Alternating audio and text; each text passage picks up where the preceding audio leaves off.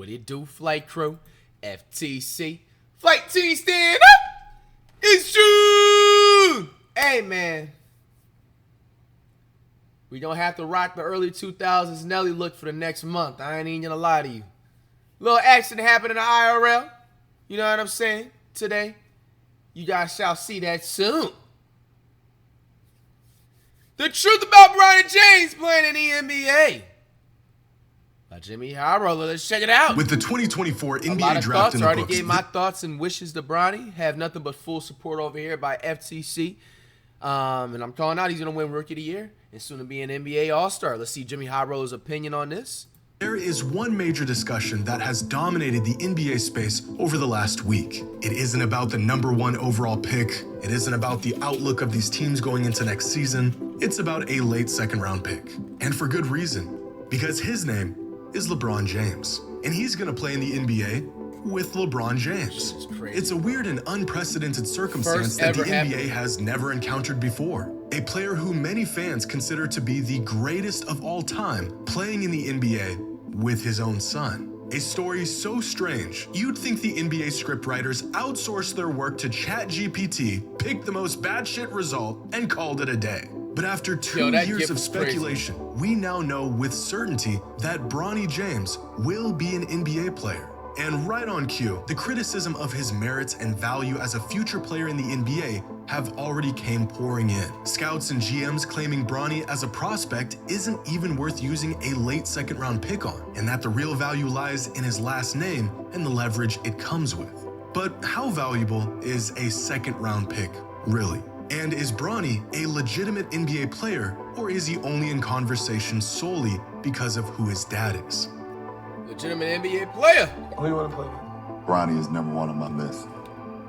I gotta be on the floor with Bronny. Yo.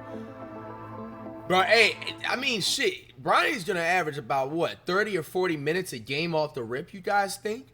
I mean, sheesh. Bro, he's gonna come out there with a lot to prove. He's gonna prove a lot of y'all wrong, man. I'm Today's excited. Video is sponsored and one Next of the NBA season's gonna be one for the damn agents. Just mo code app. Rate that. This is Ken Griffey, former major leaguer and 3-time All-Star.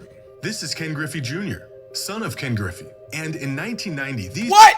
I didn't know. Wait. So Ken Griffey and Ken Griffey Jr., they was dad and son? Bro, I remember Ken Griffey, though. I don't know if it was a junior or it was a Griffey. Ken Griffey, yeah. Bro, sometimes I don't ever watch baseball like that, but like you were trying to wait for like the highlights to come on back in the day before, like I'm talking about like when I was in middle school type shit. You waiting for like the highlights to come on or whatever on ESPN, and then the baseball come up. I knew a couple of baseball players, you know what I'm saying? Ken Griffey is a dog. Bro, I didn't know there was two different people though. I thought it was just one person the whole time, the junior. I don't know. These two did one of the coolest things a father and son can possibly do. They played in the MLB together. And when I say together, I don't just mean they played in the MLB at the same time. They were on the same team. In fact, they weren't just on the same team. They shared the same outfield with each other. Yo. It's probably the rarest and most badass Dog, that shit is inspirational. I like you'll that ever right see in here, sports. bro. Making it to the big leagues is Don't one let thing. it go over your head. Father and son right here, bro. Especially, this is like the late 80s and 90s, too. I like this, man. But I playing in didn't the even big know that. That's crazy. leagues next to your kid is a club exclusive cool as to hell. only these two. And if that wasn't incredible enough, on September 14th, 1990, the Griffeys pulled off something that you will never see again in your lifetime. I'm gonna inch back up there now. What are they doing? Well hit to center field. Devon White going back. Gone! Ooh. A 2-run home run. Will they hit home runs in the same game? And he hits one well to left center field. Dante Bichette. Back-to-back home run. Look at the run and get the ball. What else can these guys do? That's The Griffeys fire, were great, bro. and they were the first That is and so only fire. father-son duo in the history of Major League Baseball. But they weren't the first father-son duo in professional sports. This is Gordie Howe, one of the greatest players to ever touch the ice. He won 4 Stanley Cups, 6 NHL. MVPs, held the NHL record for total career points at the time of his retirement, and is a member of the NHL's 100th anniversary team. Gordie had an incredible pro career as a hockey player. And yet, out of all of his accomplishments, the coolest thing he ever did was this. This is Mark and Marty Howe, Gordy's sons, and he played professional hockey with them in both the WHA and the NHL for 5 seasons. Oh, that's Now, fire. if you're thinking, that guy looks a little old to be playing professional sports, you're right. Gordy began his career in the NHL in 1946 when he was just 18 years old. Damn. By the time he retired for good, he was 51. A career Damn, bro, I'm not gonna lie to you, bro. That is, that is an absolute inspirational, yo, y'all hear that? Bro, you're coming into a professional league at 18 years old and have a nice longevity. That's like 30 fucking years, and then retires at 51. Like, bro, if that's not inspiration, I don't know what is, bro. that stretched from the 1940s to Bro, like, I'm not gonna lie, bro, that would make me be on superior crash out energy, bro. If you talking about someone that's like 47 years old busting your ass, it don't matter what sport it is, bro. Hockey, baseball, basketball, football, bro. Like, that has to make people feel some type of way, bro, especially if it's like a blowout or something. Or I wonder how many rings he also won, like probably like past like the age of 35 to 51. At least I want to guess like 3 or 5, right? Like the other teams definitely had to have not been able to sleep for that whole year just off of that like muscle, and especially if their whole team was like what 20 in the 30s, low 30s. the 1980s. Damn. And only with a career like this can a player even have a shot at playing in the league together with their son. Why exactly am I talking about home runs and Gordie Howe? Well, because they're awesome, but also because of these two and what they're about to accomplish in their own sport. LeBron and Bronny James, who are on track to being the first father and son duo to play together in the NBA. An idea that seemed far-fetched when LeBron first mentioned it years ago, but has now become a reality. But how legitimate is Bronny's spot in the league? And is the backlash towards the Lakers selecting him with a second-round pick in the draft warranted? Well, to answer this question, we first need to know just how good Bronny is as a prospect and as an incoming NBA player. Right now, NBADraft.net has Bronny rated at an 88 overall across their 12 prospect metrics. Oh, that's this pretty overall solid. rating rated at an 88 overall. I wonder what his 2K rating is gonna be. Yeah, the 88 overall off the muscle. Just like I like that. Let me see what they have online as athleticism 8. To be honest, I feel like his athleticism is gonna slowly get a little bit like better too. If you even like been noticing too since like pandemic, Bronny's like dunk package is like shot up tremendously from like 2021 to 22 and then 23, and then you talking about you got size 7, defense 7, strength 8, quickness 8, leadership 8, jump shot 7, NBA ready 6, ball handling. I feel like the ball handling should be at like 9. Everything's pretty solid. across their 12 prospect metrics. This overall rating puts Bronny on especially the lower like too, he end. went in the second round. They basically got an 88 over. The Lakers got an 88 overall player in the second round. If you're talking about that's not the biggest steal, and at least the top 5 biggest steals in sports draft history, bro, I don't know what is. Because like what other prospect was like anything above an 85 overall in the second round? So Of all second-round picks and future prospects over the last 3 years, but well within range of your typical mid to late first-rounder. Now, here are Bronny's numbers during his 1 season of college basketball. 5 points, 3 rebounds, and 2 assists a game on 47, 30, 69% shooting splits. Now these numbers, especially from a relatively undersized guard, do not scream NBA potential. But for perspective, here are the average collegiate stats from every late second-round pick that played college basketball over the last 5 years. And even when compared to late second-round picks, Bronny's numbers aren't nearly as impressive. In fact, Bronny is arguably this is probably going to be the biggest argument that everybody's going to be trying to throw in my face, like Flight. Like, okay, so you're saying all this about, this and that, and then look at these stats right here. I'm looking at them right here. You know what I'm saying? And I'm going to say this once again because I seen it firsthand for myself when I had the time to watch full sports games growing up. Bro, I've literally seen certain college players put up 25 plus per game and be lottery picks in complete literal, like, bro, like I would drop them off 11 zip type shit. Like, they was absolutely scrubs in the NBA, bro. And I've seen players, and the number one player that really changed my mind and the thought process on you thinking that college ball is anything near NBA was literally Derrick Rose. Derrick Rose was a top 5 point guard prospect coming in to the University of Memphis. So you can't sit up here and say he was just on this and that, ranked this and that. He came out of Simeon College and Simeon High School in Chicago, and then went to Memphis, bro. Like, he was literally already like a top 10 NBA like player. NBA prospect, draft prospect in his first year at Memphis, bro. If you go back and look at that stat line, matter of fact, bro, we're gonna back up everything I'm gonna say. This is what we're gonna start doing and going into 2025, bro. We're gonna start just pulling up stats. We're gonna start pulling up stats to back up what we're talking about, bro. Because, bro, I'm so super serious, bro. Memphis college stats. All right. Now I want you guys to look at this. I hope they can show the games. Okay, here we go. 07-08. Literally 7th grade reacts. Okay. Here we go. All right. So, the reason why you should never trust college basketball stats versus NBA stats or NBA potential and everything, trying to base it off of there. Okay. Bro, I personally am a top 5 #1 Derrick Rose fan of all time, bro. I sat up here and witnessed this. Now, you look at this game log of 07-08. Look at these games, okay? Now, 17-21, 17-24. We're not going to sit up here and act like that's bad. Like, you know what I'm saying? That's obviously amazing. But are we going to be able to act like Bronny wasn't similarly putting up those similar numbers when he was in USC? And also the given fact, you guys gotta remember, he was off limited minutes for like damn near 70% of the season because of his heart, you know what I'm saying, condition. All right, so look at this game right after this. 24 after the 24 points, 4 points. Guys, I promise you, don't even sit up here and lie to me.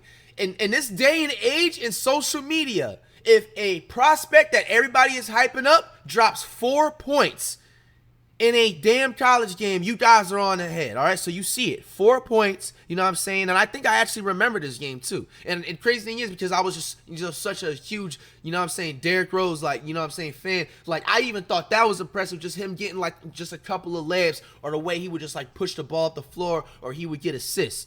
All right, so you have the next game, 19, which is, again, this is Bronny's type of, like, point range. I just want you guys to hear me out what I'm saying. The next game, 9 points. The next game, 4 points. You're going to sit up here and tell me, bro, if any other college player was putting up that, you guys would be on his head, literally, all right? So, like, literally, basically what I'm saying is that I literally seen Rose from the college level, and then when he got to the summer league, he was averaging, like, 4 or 5 points in the summer league. Go look it up.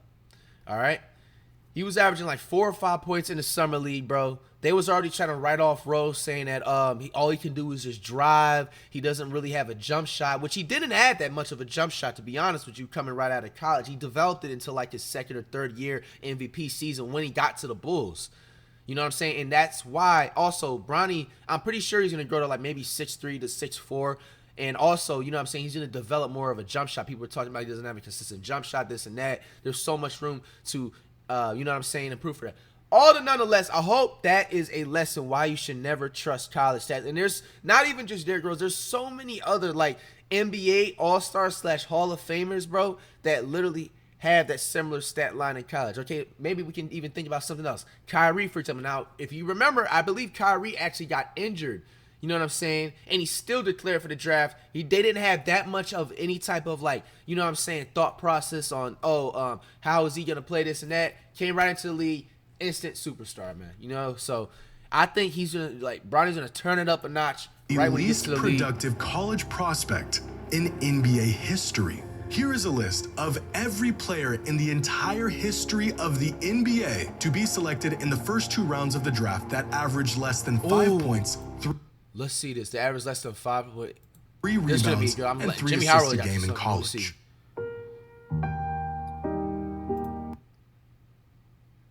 Nah, that can't be right. And 3 assists a game in college.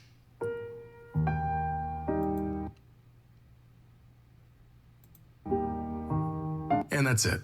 Just 3 players who were selected in the NBA draft with college numbers equal to or less than Bronny's college numbers. Pair that with the fact that these prospects had at least the benefit of having NBA frames and physical tools to be potentially built off of, and the case for Bronny warranting a pick in the NBA draft becomes more and more difficult to make.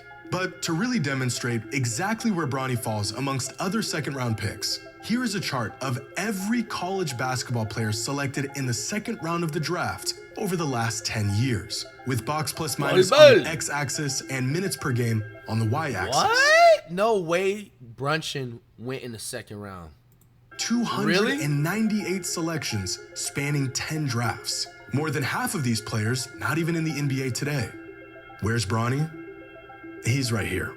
Most late draft picks, even the guys who go on to not Bronny even gonna make history. He's gonna prove, he's gonna like be the like top 0.1% to like make history in that second round. make a roster in the league were first or maybe second options in their college program. Bronny, on the other hand, was an undersized rotational player on a sub-500 team. It doesn't take an NBA scout to know that Bronny James's collegiate career wasn't that of your typical second-round draft pick. But how good is the typical second-round pick? With the rise of second-round sleepers in recent history, most notably players like Nikola Jokic, Jalen Brunson, Herb Jones, and Jordan Clarkson, the potential value of a second-round pick in the NBA draft is about as high as it's ever been. With the help of advanced metrics, the curtain has been pulled back on the value even a solid role player can provide to a winning team. Prospect scouting has gotten more comprehensive than ever before, and these second-round picks have held considerable weight within recent trades around the NBA. But how valuable does that truly make them? Gathered from 10 years worth of draft classes from 2013 to 2022, data shows that on average, out of the 30 players drafted in the second round, about 6 of them won't even suit up in the NBA. That's about 1 in every 5 players selected in the second round that will never see a minute of action in the league. Damn. Out of the 24 players who do make a roster in their rookie season, about 17 of them end up playing a second season in the NBA. Of those 17 players that are good enough to stick around for more than a few seasons, only about 8 of them will go on to be a role player or rotational level player. Go one step further, and on average, only 4 of these second-round picks will become a starting caliber player in their career. That's about 1 in every 8 players selected in the second round. And finally, of the 298 players selected in the second round of the draft, from 2013 to 2022, only 2 of them became All-Stars. Nikola Jokic and Jalen Brunson. If we think about the became All-Stars, Jokic was a second-round pick? Nikola Jokic and Jalen Brunson.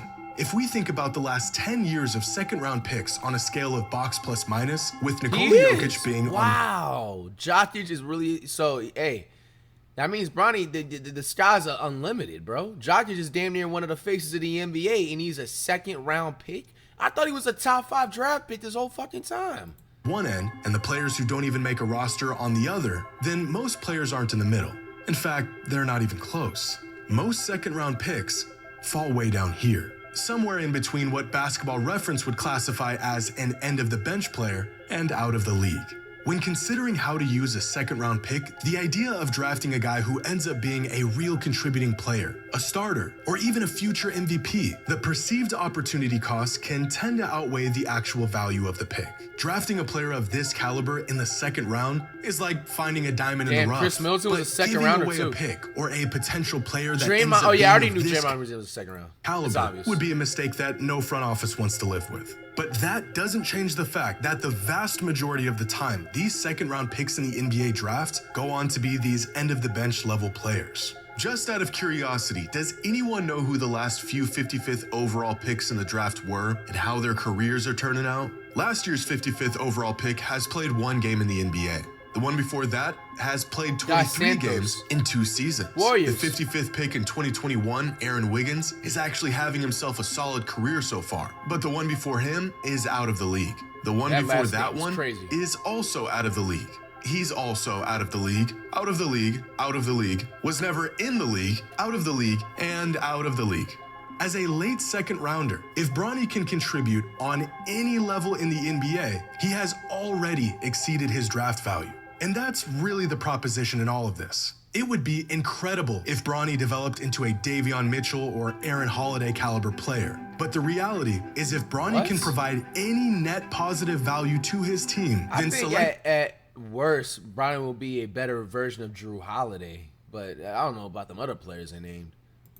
These late draft picks have historically been reserved for players who might have been overlooked, players who maybe underperformed their potential at the collegiate level, players who organizations are willing to roll the dice on because there's virtually no opportunity cost associated with late second-round picks. It's all upside at this point in the draft. If they don't work out, well, that's typical. If they do work out, well then, overlooked in all of this talk about potential and value to the team and X's and O's, LeBron James has the opportunity to play basketball with his kid in the NBA. Let's just be honest. This is blatant nepotism, a classic case of it's who you know, not what you know. But nepotism has ran rampant in the NBA for decades, and no one cared. Countless players, coaches, executives, owners who got their shot with far less merit than Bronny has. But now here we are sitting around talking about the integrity of a man who's played 21 seasons in the league and his son because they made the most of an otherwise paltry 55th pick in the draft, and the nepotism leaned in their favor this time around.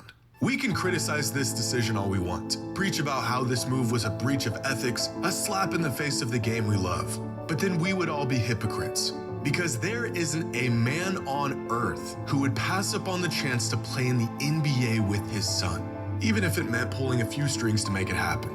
As much as Bronny benefits from sharing the same last name as arguably the best basketball player of all time, that tag has also came with equal scrutiny. We have never seen a late second-round pick get discussed and limelighted like we've seen with Bronny. But we've also never seen a late second-round flyer get completely dissected and criticized like this. LeBron and Bronny have a chance to do something that has never been done in the history of the NBA. And that is worth more than any late second-round pick will ever be.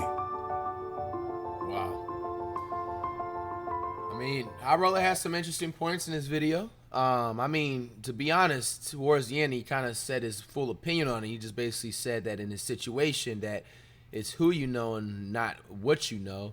I strongly disagree. I really, like I said, if I feel like if Bronny had a different name, he would still be in the NBA, second round pick. So I don't think there'll be anything different. But what is your guys' take on this? Put your predictions down below in the comments. What you think Bronny's going to average for his first NBA season for the 2024-2025 NBA.